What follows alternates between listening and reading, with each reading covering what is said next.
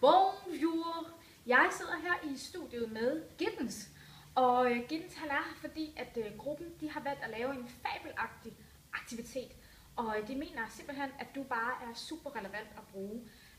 Jeg ved, du snakker om den ontologiske sikkerhed.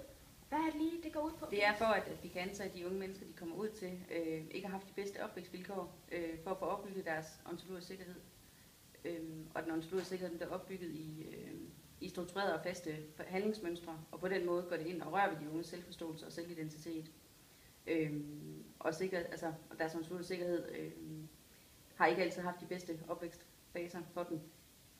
Og det er jo derfor, at aktiviteten handler jo om at lytte og reflektere og snakke om noget musik.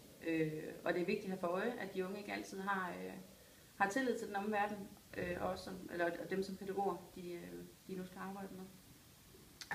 Oui, oui. Du nævner de unges selvidentitet. Hvad menes med det? De unges selvidentitet den skabes i en proces af valg, og denne proces den udfolder sig for de unge i en indre fortælling, hvor deres fortid og fremtid forbindes i en sammenhængende illustration. Og det vil sige, at de unge har mulighed for at komme til at opleve alt det her igennem musikken. Og der aktiviteten er, at de unge selv har et musiknummer med, hvor de fortæller, hvad det betyder for dem, og hvilke følelser, der er forbundet i det.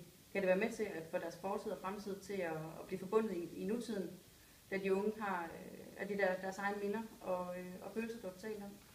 Så det er altså vigtigt for de unges identitet, at det ikke handler om de her sociale relationer, men lidt mere om sammenhængen i de unges personlige. Ja, altså for jeg mener, at de unge på et tidspunkt har spurgt sig selv om, altså hvem er jeg, og hvor vil jeg gerne være. Så i det, at det er selvet, der er et reflektivt projekt, så kan aktiviteten være med til at danne at de unges selvidentitet. På den måde, der hænger det jo sammen med, at selvidentiteten det ikke er en fast kerne, men en proces, som tager udgangspunkt i den unges selvfortælling, og som kræver, at den unge har et reflekterende forestilling om sig selv og sin personlighed.